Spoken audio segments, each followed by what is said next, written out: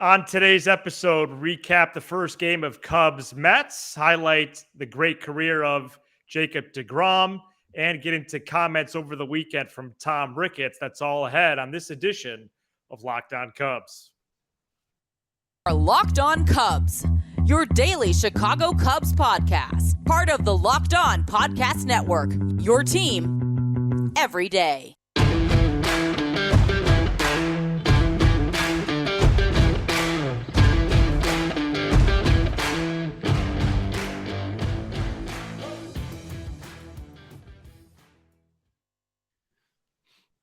Welcome into Locked On Cubs alongside Sam Olber. I'm Matt Cozy. Pleased to be with you for a Tuesday episode as we continue on throughout the week here. And we're in the stretch run of the baseball season. As of tonight, there's only 21 games remaining in the Cubs regular season. Right. And we'll recap Cubs Mets as we're recording.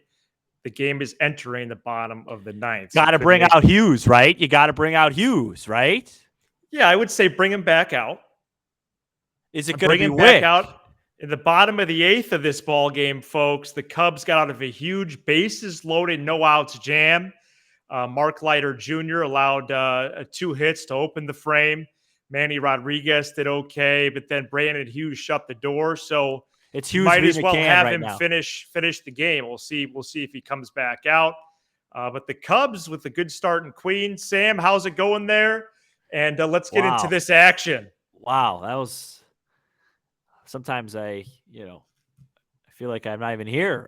Hughes is in to face that former White Sox, James that's 2 McCann. episodes in a row. Yeah, no, it's 150. I might as well have you start the show, and I could start. Anyway, you could cook something back there. Well, you have DiMaggio and the great. You have Babe Ruth and the great Lou Gehrig, and then there's McKinstry and Ortega. Right, 100%.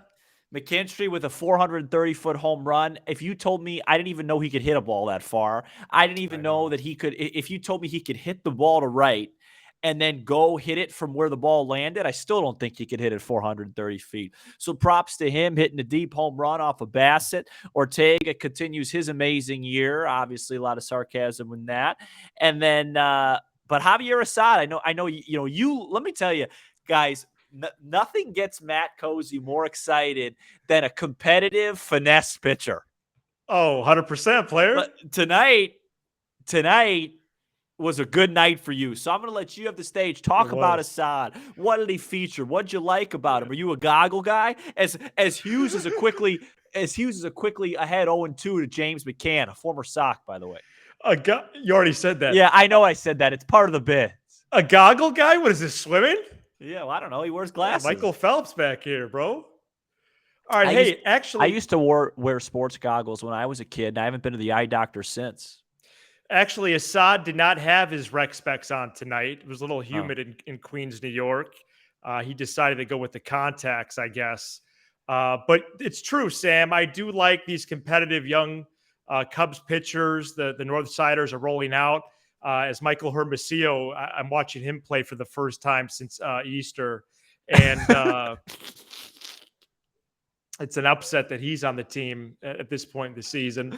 Yeah, bigger upset than the Bears +7 at Soldier. Yeah. And, I like Assad because, I'm always taking stock of 2023. And a big part in my mind is going to be the pitching. That probably goes without saying, but it's fascinating that the Cubs actually have internal options. Right. And we're not having to wait around necessarily until March at Sloan Park or April as the season, takes shape for the regular season to see some of these guys throw. Right. We got a Killian appetizer. We sent that back with the waiter, but he's been doing undercooked chicken wings. Yeah, but he's been doing some good things, in Iowa, and the iCubs still play for another few weeks as McCann follows it back.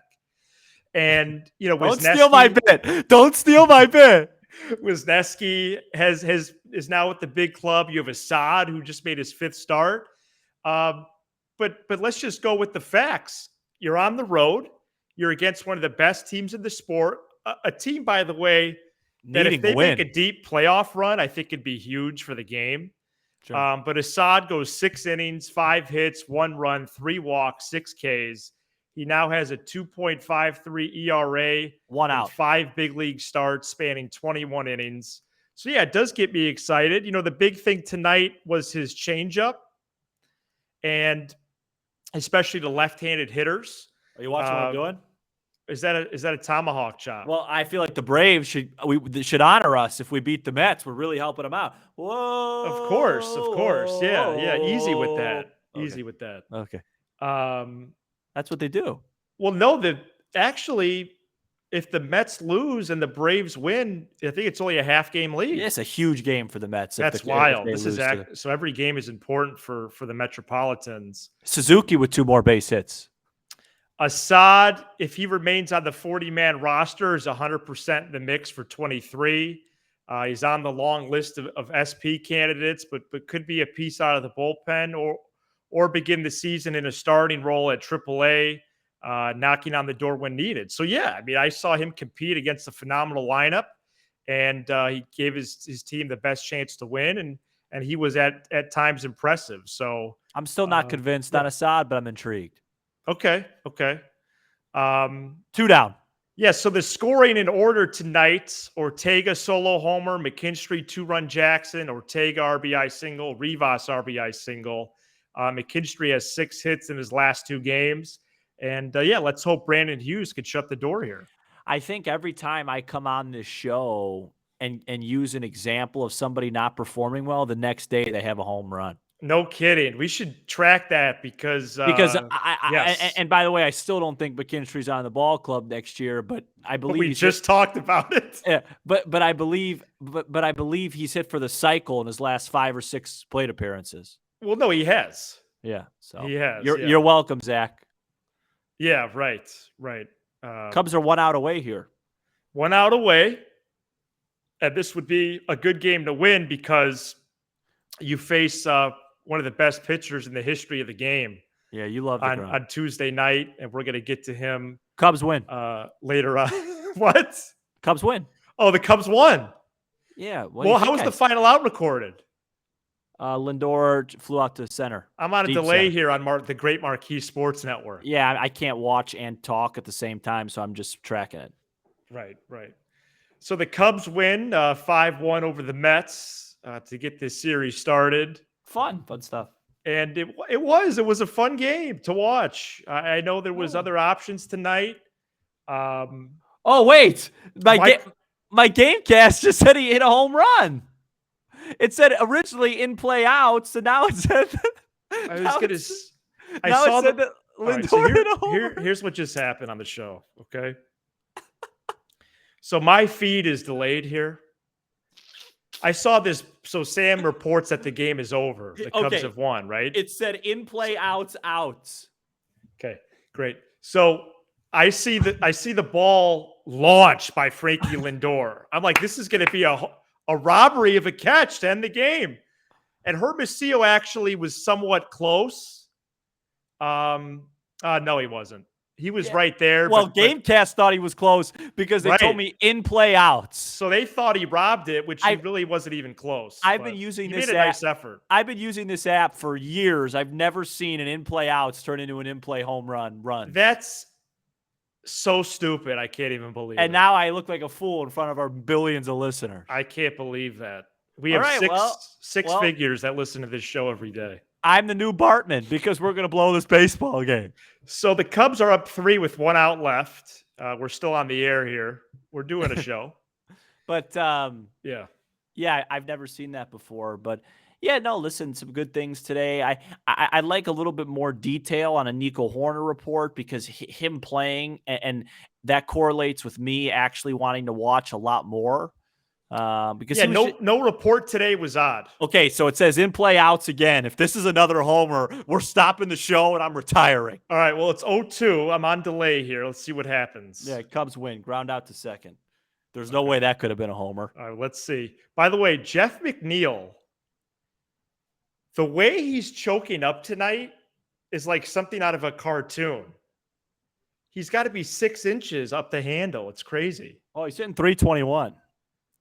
Right. No, I So know. whatever he's doing, maybe we should do a little more of it. He's doing really well. And here's the one, too. It's a ground ball to second. Throw to first in time. And I'm going to close up that screen. And we're basically doing this. Hey, That doesn't Chicago. go. What do you say? That doesn't okay. for segment one today. Hey, that's a bad loss for the Mets. Wow. That is. And maybe there's some that placed a wager on the underdog Cubs tonight, and you could have done that with the help of Bet Online. BetOnline.net is your number one source for all your pro and college football betting needs and sports information this season. Find all of the latest football league developments, game matchup news, and podcasts, including this year's opening week games. BetOnline is also your continued source for all your sports wagering information, including live betting and more. The fastest and easiest way to check in on all your favorite sports and events, including MLB, MMA, boxing, and golf. Head to the website today or use your mobile device to learn more about the trends in action. Bet Online, where the game starts. And I'd like to thank Bet Online for cashing out my Bears +7 ticket. Nice. I will not be giving away a similar bet for this Sunday. That's a heavy underdog. Fortunately. 9.5. So where I would like to go here is to preview a certain Mets starter for Tuesday. Okay, it's Adrian Sampson for the Cubs against Jacob DeGrom. Now, on paper, just like Monday night's game, bad matchup. Well, it's a bad matchup if Jacob DeGrom's pitching against pretty much anybody in the league. True. DeGrom's 9 years in the majors, okay, 2.47 ERA.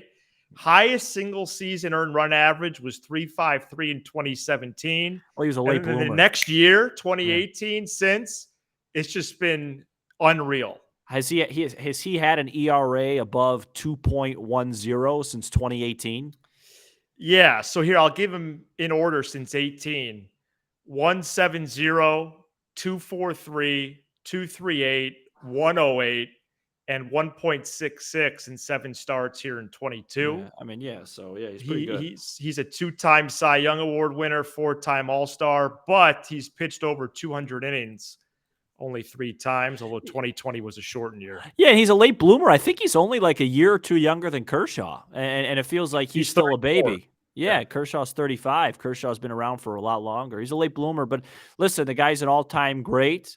The question for him is can he stay healthy? It's not going to matter. He's still going to get a massive contract.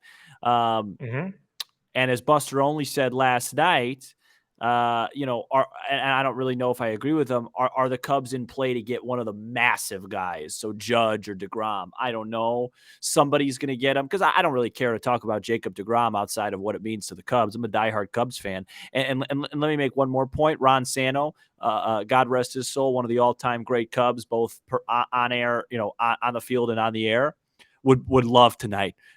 Beating the Mets when the Mets are in a division race. I just think to him, that would be like a playoff win tonight. Yeah. But, I don't really take much grain of salt in what Only said. For those that didn't hear it on Sunday Night Baseball, he gave like a really quick out of nowhere report that was like, weird. A lot of the executives that I hear expect the Cubs to add a lot of depth pieces this year, but no one huge guy. AKA, and then he referenced like Aaron Judge. It's like, all right, yeah, I don't think they're going to get Judge or DeGrom either, but they still could get somebody else. But listen, the guy's one of the all-time greats. If you have an opportunity to get one of the all-time greats, you get him. I just don't think I think they have more holes to fill. So who knows? I don't see that happening. I want to add to DeGrom in a second, but I think as we talk about Tom Ricketts later in the show, even, I have no indication that they're just going to improve around the margin. So they need to improve around the margins. We talked about that on Monday's episode. We've talked about it about 100 times. Yeah. We've talked about it more than episodes of this program. By the way, your hair looks fantastic tonight. Thank you. I'm taking care of it. Yeah, man. And makes one of us, huh? Oh. Yeah, what's up, man? Yeah, I don't know what this is. Jeez. Okay. Look like I just got electrocuted. Maybe you have super speed now. No, it doesn't look good. And, I think they will improve around the margins, but all indications are that they're going to be in the shortstop market plus the pitcher market. Yeah. I think you have Judge, you have DeGrom. I don't think those are realistic. I will say this, though, Sam. Yes. If you just go off the Scherzer deal and the AAV, average annual value, for the amount of years he got, Sure. you get a franchise turning player, and Scherzer was 3 years at $130 million. Oh, jeez. So if DeGrom is going to get a deal like that, you would really want the Cubs to be in that convo. I just don't know if $43 million per year could be justified for where they're at. I just think I think when you want to make a deal like that, like I want the Cubs to get everybody, but Sure. I think when you make a deal like that, that's got to be a deal like, hey, if we get him, we're winning it, or we feel like we could win it. At the end of the day, you get DeGrom and you spend $43 million a year on him for 3 years. Using your Scherzer reference, Yeah.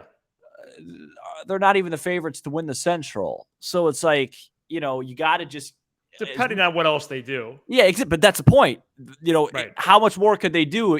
Like, okay, right. Let's just say this, and I think the Cubs are going to be really good really soon. If they were to add Judge and DeGrom this year, which we know is impossible, no, I'm serious. Crazy. Would they open the year as favorites over the Cardinals in the Central Division? I don't think they would. So you're just adding those two players? I'm just adding those two players plus some peripherals. Maybe you get somebody that comes up. I'm just and guys, I'm just making a point.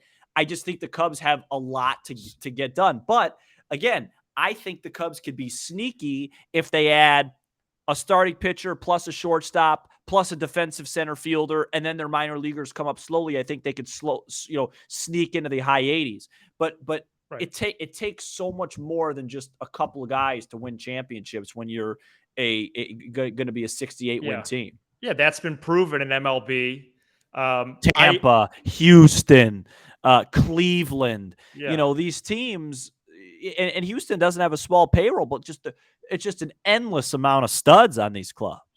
Well, Judge and DeGrom would be if one team signs both. It's your whole salary. That's cover a magazine stuff. No, I mean I don't even know if Steve Ballmer could afford to do that. Right. And who is he again? The owner of the Clippers. That guy, he just cashed out money. Microsoft guy. Sorry, the Los Angeles Clippers. There's no need for an NBA reference there. It's poor taste. That's okay. We forgive you. It's poor taste by me. Well, let's get more into the finances of this team and where the owner, Tom Ricketts, sees this ball club. And we're going to do that coming up next. All right, we're back here on Locked On Cubs, your first listen every day. Thanks for tuning in. If you're a first-time or a long-time listener, Cubs owner Tom Ricketts did a 10-minute session with a small group of reporters on Saturday following the team's Hall of Fame inductions. That, of course, included Pat Hughes. And Ricketts said this: you can't buy a championship team in baseball. You have to build it. And that's what we're doing. And in order to build it, you got to take years where you let young guys get at bats, give them a chance to prove themselves and find out who you actually have to build around. That's what this year's all about. And it's been a success. Sam, do you agree it's been a success? And/or do you agree that you cannot buy a championship team? Although, as I'm saying that out loud, you answered that last segment. What about Ricketts' take on this year being a success? Yeah, so I agree with the first part of what he said. I disagree with this year being a success. I don't care what you're the Chicago Cubs. You're going to win under 70 games. It's not a success at all. Right. And he's contradicting himself because a month ago he said that this product was inexcusable for the fans. I remember reading that on a live show, right? Yeah. So that's just owner speak. The season it's had positives, and I would say not take away Justin Steele, Nico Horner, and Suzuki at the end here. All of the and Happ could. I'm sorry, I really don't consider Contreras' year that really any good anymore. I mean, he hasn't even played. His numbers are down, but I'll give Happ Besides for Happ, Horner, Steele, and Suzuki here at the end, and some other guys I'm probably forgetting, 90% of the success came at the minor league level, which is good. So that a lot part, of success. that part was a success for sure. But I don't subscribe to anything. You haven't played an important game since mid-April. Mid to late April. Yeah. It's not a successful season at all. You've had 2 double-digit game losing streaks. It's not a successful season. But I think next year is the year where we're going to be like, okay, they did this well. They did this well. They're just missing this. That was a successful season, and we're heading in the right direction. I still think right now there's more questions than answers with this team, although the answers that we do have, I'm very intrigued about. Absolutely. Too much intrigued. Excited's a synonym. You got to work on that your own time. Looking forward to that. There's a lot of options. Inspired by. There's so many different words that I keep falling under intrigued. Right. Ricketts said that the ball is in Jed's court. Yeah, I didn't like that either. One of the best cliches of all time. The ball's in Jed's court when it comes to how and where he puts financial resources to work. Yeah, we know. He's got a lot of flexibility, and we'll let him do it. We'll let him decide what he wants to do, end quote. No pressure, Jed. Yeah, no pressure, Jed. Hey, Tom, the ball's going to be in your court if this team isn't good next year. Nobody goes to the ball game. Right. And let's check in about 10 to 12 months on that, right? Yeah, 10 to 12 months. As like the student in that class that I guess spoke and asked, hey, should Tom Ricketts sell the club? No, in 11 months, we're gonna just take 2 out of 3 at Busch Stadium and be with a game and a half within first. Right. We'll be doing live shows from Bernie's across from the bar park. Yeah. I don't really have much else to add with Ricketts, just because, also the illustration of how that went down on Saturday, it was not even a set-up media session. I'm not saying he has to give interviews, but it was just in passing. It was for 8 to 10 minutes, only a few reporters that were there in the morning. And he's never pushed the envelope with comments, which I get. But, of course he's going to say the ball's in Jed's court. And so we'll see what that duo does. Let's guess Jacob DeGrom's line tomorrow. Oh, nice. This is a good way to close out the show. I'll go first. Okay. Ooh, I like this. I got some numbers in my head. I'm going to say you got to go 7, right? No, because I don't think it's going to be a close game, so I think they'll pull him after 6. Okay. I'm going to say 6 shutout, 12 strike. No, I'm not saying shutout. 6 innings, 1 earned, 12 strikeouts. His 1 earned run. I just feel like some weird guy on the Cubs has got to take him deep for the show, for the sake of the show. I don't know who like it's a Franmil? Yeah, somebody just randomly gets into one on DeGrom. He gives up 1 earned and 6 and strikes out 12 Cubs.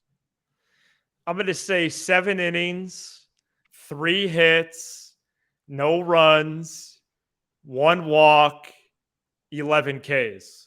Okay. I think I'd be shocked if he got under 10 strikeouts against this club, especially with no Madrigal, no Horner. Oh, 100%. Yeah, I'm interested to see what lineup they run out tomorrow. Could Michael Hermosillo get a start? And if he gets a start, I'll be waving around a golden sombrero. Be sure to hit that subscribe button for Locked On Cubs on YouTube and smash the like button on all your favorite Locked On Cubs content. Apple, Spotify, wherever you get your pods. And remember, you can drop us a text, 312-834-4634. Thanks for making Locked On Cubs your first listen every day. Now make your second the Locked On MLB podcast, where Paul Francis Sullivan brings humor, passion, unique perspective on every team and the biggest stories around the league. Cubs face a historical pitcher on Tuesday night. We'll be here on Wednesday to recap that. He's Sam Olber. I'm Matt Cozy. This is Locked On Cubs.